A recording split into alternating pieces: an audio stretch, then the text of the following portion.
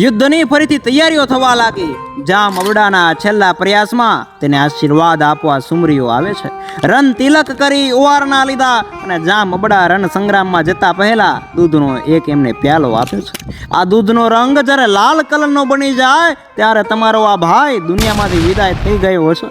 આમ કહી જામ અબડો મરવું કે મારવું એવો છેલ્લો નિર્ણય કરીને રણભૂમિમાં કૂદી પડ્યો. ઘેટા બકરાના ટોરામાં એક સિંહ જેમ સર્વત્ર ત્રાસ વર્તાવી મૂકે તેમ તેને દિલ્હી શાહના લશ્કરમાં એકાએક ત્રાસ ફેલાવી દીધો.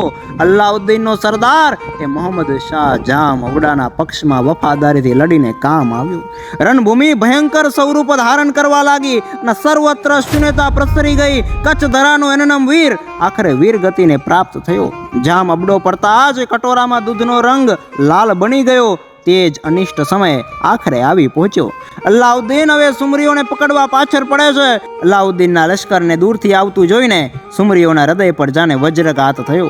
તેઓ પોતાના શિયરનું રક્ષણ કરવા પરમ કૃપાળુ પ્રભુને ખરા અંતઃકરણથી વિનવવા લાગી અને તે જ વખતે તેમના પગ પાસેથી જમીન ફાટી અને સગરી સુમરી સતીઓ તે જ ક્ષણે ધરતી માતાના ઉંદરમાં સમાઈ ગઈ.